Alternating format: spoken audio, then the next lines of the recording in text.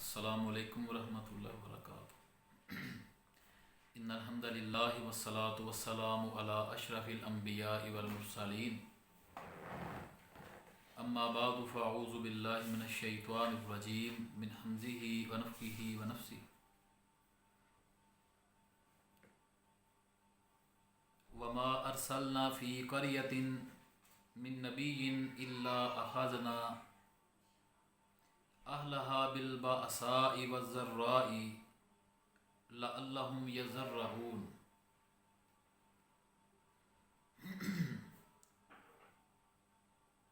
عزیز دوستو، سامعین و قارئین و ناظرین، ہمارا الحمدللہ اسلامک اسٹڈیز اور کمپیریٹیو ریلیجن یعنی اسلام کا مطالعہ اور تقابل ادیان، اس عنوان پہ الحمدللہ یہ ہمارا چینل جو کام کر رہا ہے،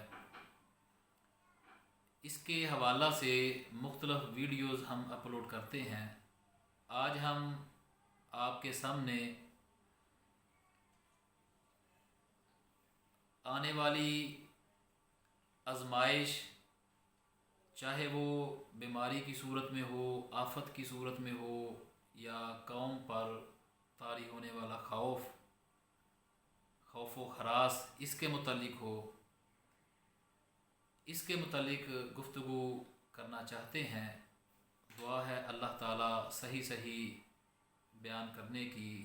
اور ہمیں عمل کی توفیق عطا فرمائے۔ سورہ اعراف کی 94 نمبر آیت کریمہ میں نے آپ کے سامنے پڑھی ہے۔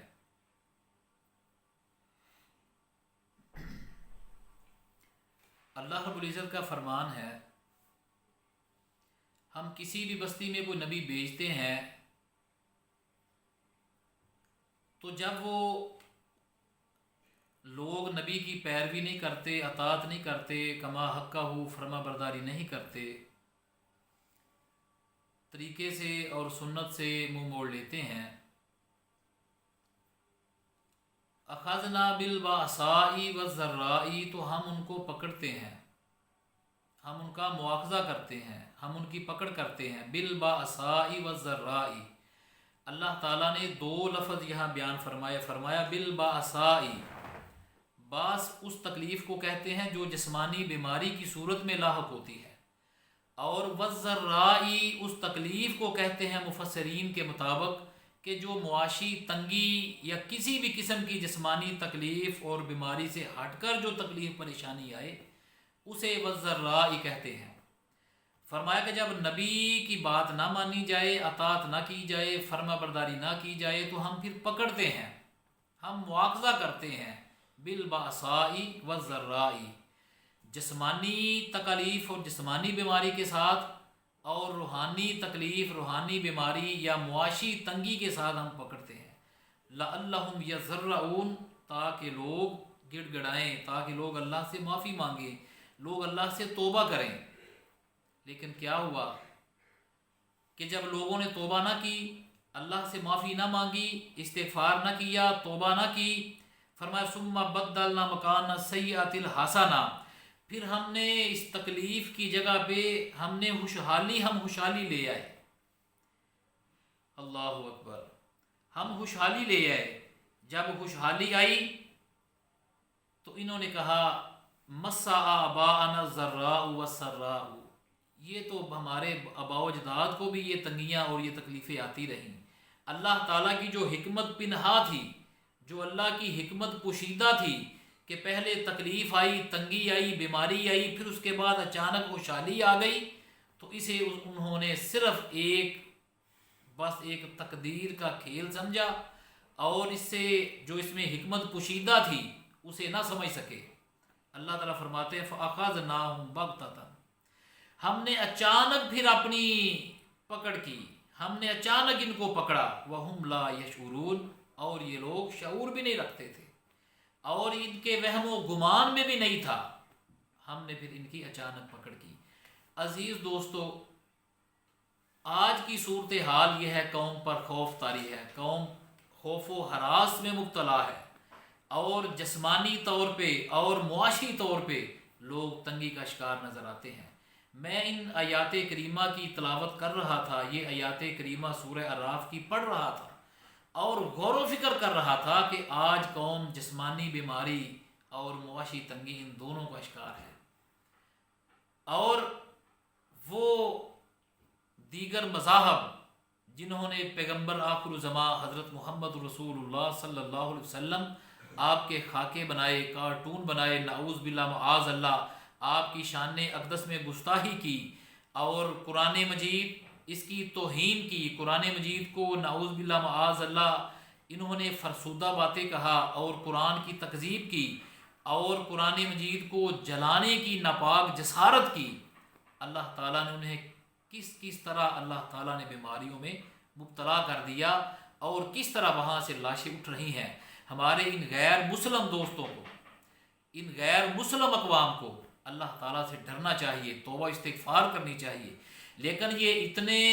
دیدہ دلیر ہو چکے ہیں، ان کے دل اتنے سخت ہو چکے ہیں کہ یہ اللہ تعالیٰ کی نعمتوں کی ناقدری کر رہے ہیں۔ اللہ تعالیٰ نے قرآن میں اور پیارے پیغمبر آخر الزماں حضرت محمد رسول اللہ صلی اللہ تعالی علیہ وسلم نے احادیث مبارکہ میں جو اللہ کی نعمتیں، مختلف قسم کی جڑی بوٹیاں اور مختلف قسم کی جو اللہ تعالیٰ کی نعمتیں تھیں جن کو اللہ نے زمین سے انسان کے لیے اگایا، یہ ان کا مذاق اڑا رہے ہیں۔ ایک طرف لاشیں گر رہی ہیں، ایک طرف اسپین میں، اٹلی میں، امریکہ میں، چائنا میں اور ان علاقوں میں لاشیں گر رہی ہیں، اور ایک طرف یہ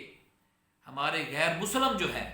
ایک طرف یہ اللہ کی نعمتوں کا مذاق اڑا رہے ہیں۔ احادیث میں کلونجی کا ذکر آتا ہے، حبۃ السودا، احادیث میں شہد کا ذکر آتا ہے، عجوا کھجور کا ذکر آتا ہے، اور دیگر ایسی اللہ کی نعمتوں کا ذکر آتا ہے جو مختلف بیماریوں کے لیے اور مختلف قسم کے جو عوارضات ہیں ان کا حل پیارے پیغمبر علیہ السلام نے حدیث میں بیان کیا۔ اور اس سے قبل بھی یہ زمانہ قدیم سے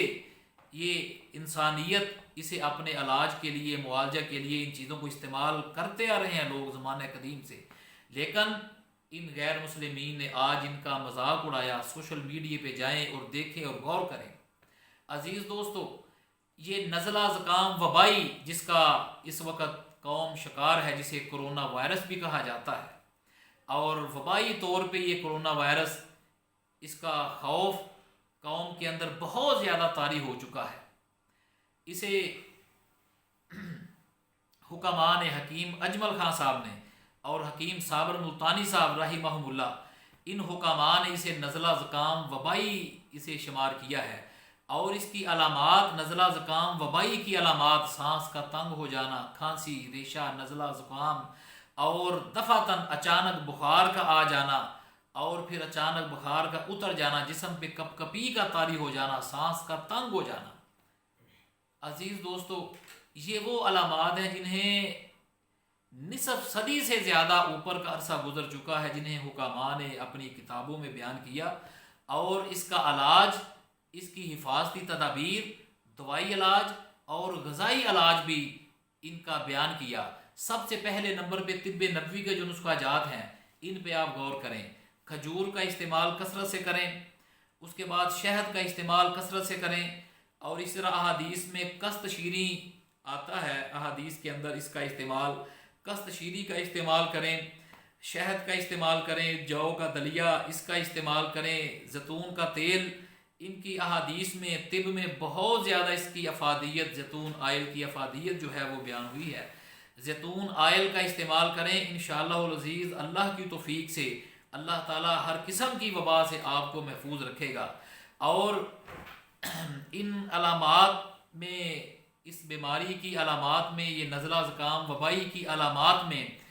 جو سینے کی گھٹن اور تنگی محسوس ہوتی ہے، اس میں زیتون آئل کی مالش اگر سینے پر کی جائے، گردن پر اور سینے پر زیتون آئل کی مالش کی جائے، اور کمر پر زیتون آئل آپ نے استعمال کرنا ہے، ایکسٹرا ورجن اسے کہا جاتا ہے، وہ بوتل پہ نام لکھا ہوتا ہے ایکسٹرا ورجن، اس زیتون آئل کا استعمال کریں، بہت زیادہ مفید ہے یہ دعا ہے اللہ تعالی ہمیں اس کی توفیق عطا فرمائے، اور یہ طب نبوی اور طب قدیم میں جو نسخہ جات یہ بیان ہوئے جن کا میں نے آپ کے سامنے مختصر ذکر کیا، ان کا کثرت سے استعمال کریں، اور پرہیز میں ٹھنڈے پانی سے پرہیز کریں، نیم گرم پانی استعمال کریں، اور یہ طب قدیم اور طب اسلامی طب نبوی کی بیان کردہ جو اشیاء میں نے آپ کے سامنے بیان کی ہیں، زیتون آئل، زیتون کا پھل، کھجور، شہد، دلیا جو، ان چیزوں کا آپ کثرت سے استعمال کریں۔ کست شیری جو ہے اسے پیس کر اس کو شہد میں ملا کر شامل کر کے آپ اس کا استعمال کریں۔ کلونجی پیس کر شہد میں ملا کر اس کا استعمال کریں۔ اللہ کی قسم اس سے کھانسی، ریشہ، بلغم بالکل درست ہو جاتا ہے۔ اس سے جو گلا بیٹھتا ہے، سانس کی تنگی ہوتی ہے، یہ علامت بالکل اس سے ٹھیک ہو جاتی ہے۔ اللہ کے نبی نے جن چیزوں میں شفا بیان فرمائی ان میں یقینی شفا ہے۔ اللہ تعالی ہمیں اس پہ عمل کی توفیق عطا فرمائے۔ وما توفیقی الا باللہ۔